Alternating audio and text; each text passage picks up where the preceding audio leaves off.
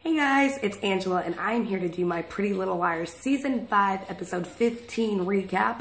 This one is called Fresh Meat and I think we all know who that is referring to. Little Miss Queen Bee, former Queen Bee, Allie herself. So let's get right into this episode. The episode starts off with creepy Officer Toby dropping off some papers at some jail. Obviously it wasn't Rosewood. And he's kind of lurking around. Did anyone get that impression? He was kind of being a lurch in the scene.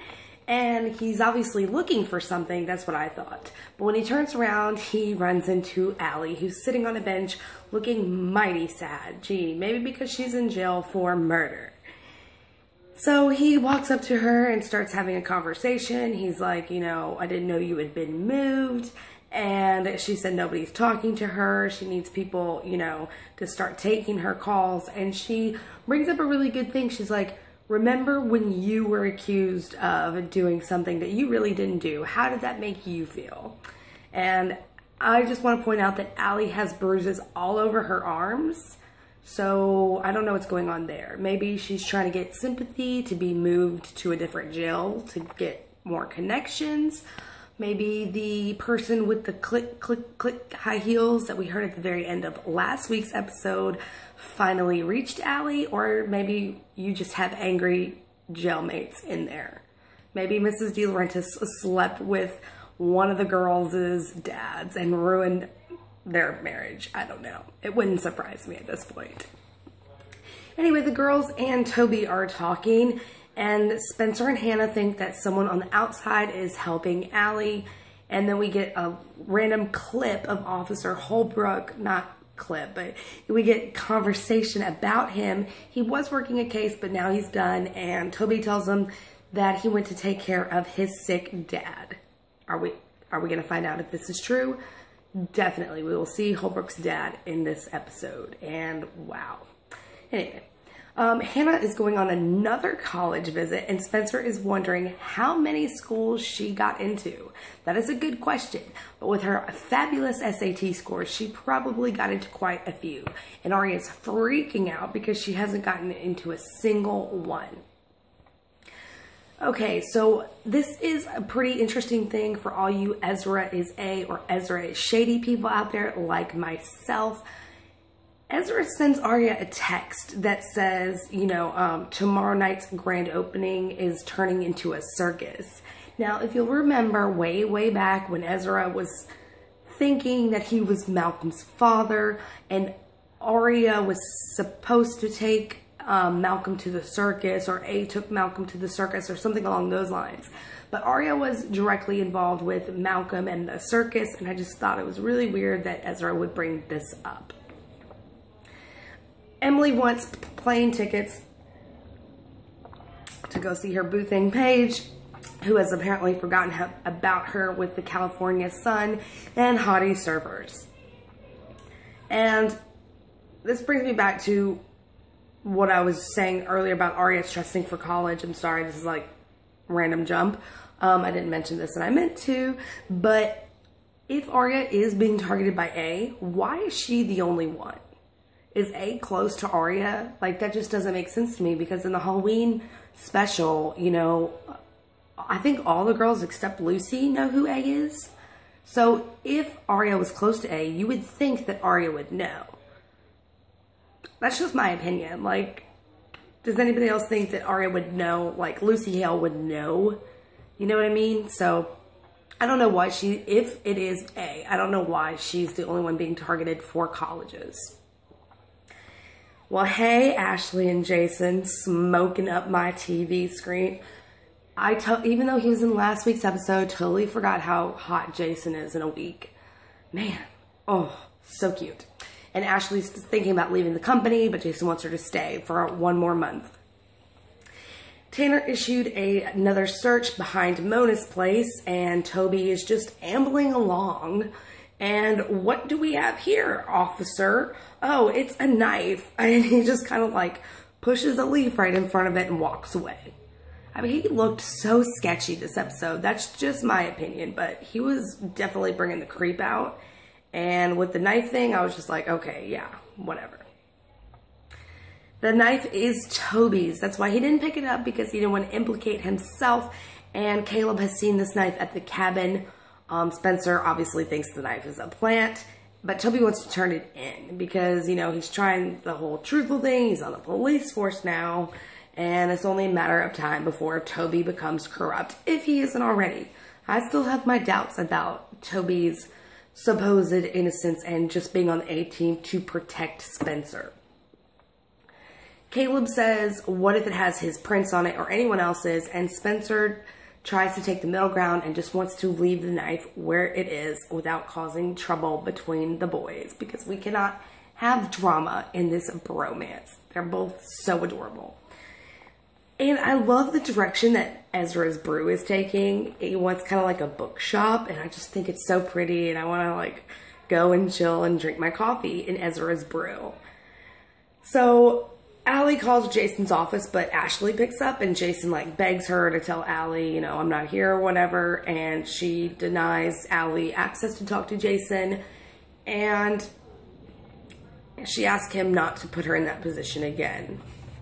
And Jason is starting to have his doubts that Allie might have had something to do with Mrs. De Laurentiis' death as well. And Hannah is away at a college visit. Her and Caleb get on the phone chit-chatting, and she finds out about the knife, and she says she's going to come home immediately. Caleb says don't do that, because that's exactly what A would want you to do. Okay. What? Hold the phone. Last week we were saying that Allie is A, and now that's what A would want you to do. Why not just say that's what Allie would want you to do, Caleb? Caleb was so sketchy to me in this episode, guys. Like, it's not even real. We'll get into more of Caleb's sketchy ass behavior in a little bit, but was anybody getting these vibes from Caleb? And unlike when they make someone look sketchy and just go all out with it, they were really subtly making him look sketchy. They were like flipping it in under the sneak, and then Caleb would say something else and it would just kind of be glossed over. You know what I mean? Like, it was subtle sketch. Subtle sketch.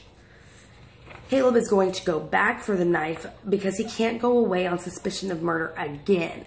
Something happened in Allentown, and I think his foster family bailed him out. But now that he is an adult, which I believe he said, he doesn't have that protection anymore. So Spencer decides to go with him, breaking the promise that her and Toby made to each other. And Arya's college her fail-safe college is still holding out on her. They put her on the wait list, and Emily convinces her to write a letter, but she finds out the admissions counselor at this college is none other than Jackie Molina, Ezra's ex-flame. I was just like, oh crap, where are we gonna go from here? Hannah, instead of returning to Rosewood, goes to see Holbrook's dad in the creepy ass trailer park with like the guy cutting up the deer and a little boy riding around on his bike. So freaking creepy. And Holbrook's dad says he hasn't seen him in weeks, but he replies with, I would think you would know where he would be at.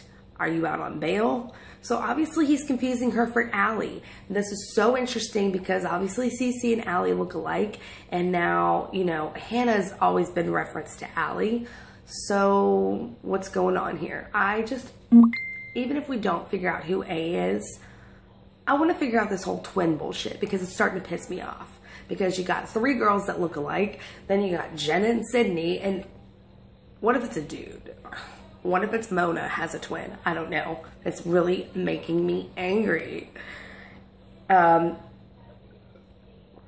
She returns to her car and all the doors are open, and she picks up her little teddy bear that she got from college and pulls like the string, and guts just spill out from it. And I was just like, nice move there. Nice move. So Caleb feels like he was being followed and he can't get rid of the knife. And so him and Spencer are going to the school to put it in the kiln, which is what you put your pottery in to get it all hard and things like that.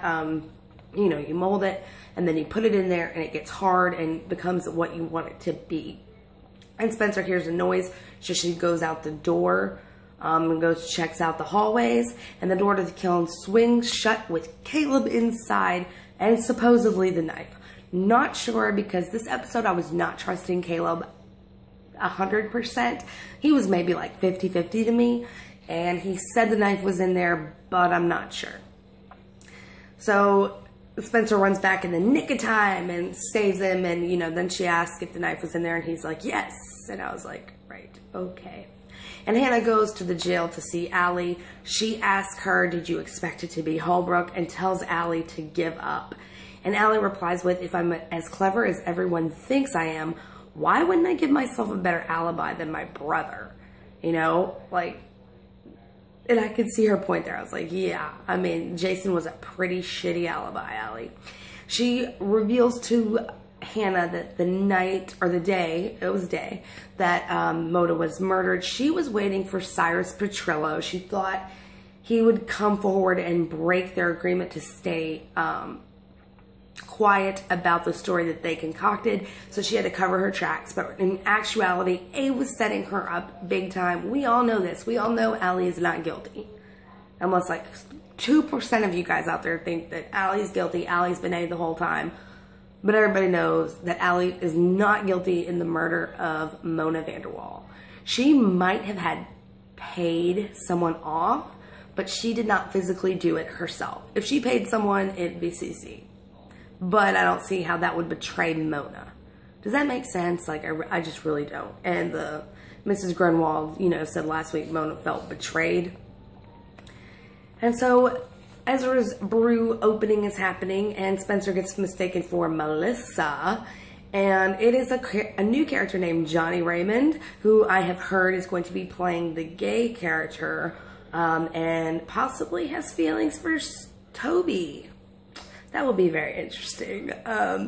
But he is interested in renting the guest house out, and she's like, you don't want to live there. People get buried in my backyard. So Jason has been kicked out of his house. I was like, oh, poor Jason. I will give him a place to crash any day of the week. And then Arya gets into her fail-safe college, Talmud, and at the brew party, Ezra introduces her to a Vassar professor. Now, in order to get into Talmud, Arya's written this really personal letter about how she regrets hooking up with an older man, how she regrets missing out on a bunch of this stuff. And Jackie tells her, you know, I regret that I wasted time on Ezra just like many other girls did, not just you and me. She promises Arya that the letter will never see Ezra, but at the very end, Arya is flipping through a book about colleges in the brew, and there's a little bookmark, and one of her quotes from her letter is pasted onto the bookmark about her regretting getting involved with an older man. So obviously it is going to come back to Ezra. Like everything in the show comes back to everybody else. Toby shows up at the brew and he is super pissed, and I was like, damn, Toby's hot. But anyway, he is really pissed that Spencer went back for the knife, and she's like, well, I had equal reason to be mad at you because you went back too. We broke our word to each other. And he says he wanted to do the right thing, but she tells him if he did want to, then he would have picked up the knife in the first place. And Toby can't know certain things because he is a cop, and Spencer's trying to tell him all this stuff, but he's like, I can't know this. I can't know this. And she replies with, you told me once I could tell you anything. So there is starting to be cracks in Spoby's relationship. And if they break up, I will cry. I will like call off work the next day, just stay at home with a carton of Ben & Jerry's. So please do not do this to me, Pretty Little Liars. Anybody else, don't care. Caleb, Ezra, no, I don't care. Spoby, do not do this to me. Do not get in the way of Spencer and Toby. Okay? Okay, glad we had this talk. And then Ashley and Jason are having dinner together, and she said she's scared of the white noises in her head, and he's like, I know what you mean. They're kind of, you know, having a little bonding moment. I was like, that's so cute. Then he leans over and kisses her, and I was like, okay, kind of awkward. And he's like, consider this a thank you for dinner. She's like, I like thank yous. And then they, you know, run upstairs. And I would gladly thank Jason, but with Mrs. Merritt, it was just kind of creepy because the whole time I was thinking, where the hell's Pastor Ted? You know, your boyfriend? I mean, you guys aren't engaged yet? Shit. Is he not putting out or something? I just really don't understand. And then at the very end of the episode, Allie is getting a new pair of prison uniforms, and she finds a note inside that says, "Your friends will see you soon." So I'm wondering if Allie is thinking of a way to get them in jail, to bring them down with her, or to get out of jail and be, you know, with her friends again. At first, when Hannah showed up at jail, I thought honestly that it was Cece, but then, you know, I realized it was Hannah, but I was like, damn. But so yeah, I'm thinking at this point that maybe Allie might be trying to get them into jail with her, just because she keeps going on about how A is going to go after them next and target them and try and kill them. So in jail, you're safe, hypothetically speaking. So maybe she's trying to get them in. Or, you know, Allie is such a self-preservationist that, you know, she would honestly be trying to get out. I don't know. Let me know what you guys think. Why? What do you think that note meant? Who was the note from? I don't think it was from A or anything like that. I think it was somebody helping Allie. So let's talk about a few things. Like how sketchy Caleb was in this episode. He just, the way he acted made me look closely at him. And because of discussions going on PLL discussion videos about Hannah and how smart she is now, what would we think about if Hannah and Caleb were an A team? Maybe not necessarily Uber A, even though I would love Hannah to be Uber A, but what if they're working together on the A team? I would love that. I'm sorry, I would. So in the previews for next week, Mona sends them a text or something comes up on her phone that's tracking her. And it is some GPS locations. And I, being the nerd that I am, Googled them, and it leads to, where did it lead to? Bensalem, Pennsylvania, to a Penske rental truck facility. So this is probably how Mona's body got, you know, carried away so quickly. They just took her out of the trunk of Allie's car, I think that might have been, and shoved her onto a rental truck. So who was moving in? Who could have put her body on this truck? Do you guys know? I don't know. Not sure. Not sure at all. But this brings me to my last point of this video. So Kelly Wilson, who does Pretty Little Liars recaps, thinks that she thinks that A is a grown-up. And this whole time that I've been watching her videos, I've been kind of hesitant. I've been like, I don't really think A is a grown-up. That would be, you know, weird for me. This person would have to have psychological issues to target girls in the first place, unless they just totally, you know, screwed up their life major. But I mean, obviously A has some issues that they need to work on. But after this episode, and after something that the Book Ball, another Pretty Little Liars recap channel, pointed out, I'm kind of coming around to the idea. So the Book Ball discovered that the kit that was used to pick the lock to Mona's door, she went on their website and found out that you had to be 18 or older to buy this lock making kit. And then we get Mona's body at a rental truck company, or a clue about Mona. I'm not going to say her body, but a clue about Mona at a rental truck company. So I'm starting to kind of get on board with the theory that A might be an adult, like Uber A might be an adult and just hired all these high school kids to help them wreak their revenge on the girls for whatever the girls might have done. What do you guys think? Do you guys think A is young, or do you guys think A is over the age of 18 and has access to all this stuff? You also have the fireworks last week. But, you know, anybody could, well, anybody's parents could buy fireworks and they could just go light them off at random times. I'm not really sure about that. So, yeah, I think that is it for this episode. I feel like there was something else I really, really wanted to mention. But, of course, I cannot remember it right now. Damn. Double damn. I was kind of disappointed in this episode after last week. I thought it was starting to take just started off so well, and then this week it wasn't as much action. I didn't feel like I I'd have been happier if there was a little bit more things going on. Oh, one last thing. Okay, I remembered it. The season finale is called Welcome to the Dollhouse. So, what do you guys think about this title? I mean, I'm super excited because we have several references of dolls in the show, as everybody knows. And most recently, the doll in Mona's room with the camera in its eye. Do you think we'll finally figure out who was in Mona's bedroom that day?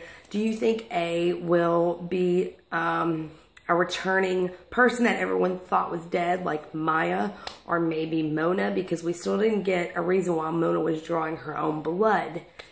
I heard that theory from, I think it was PLL Freaks 13, so that Mona might be alive. That would be something. And, you know, dolls, Mona liked to play with dolls. She might be Uber A, even though she said the game got stolen or taken away from her. She might be lying about everything. Who knows? So that is it for this recap. Let me know what you guys think down below. I can't wait to see you guys next Tuesday evening to discuss another episode. And I hope you guys have a great week. Bye.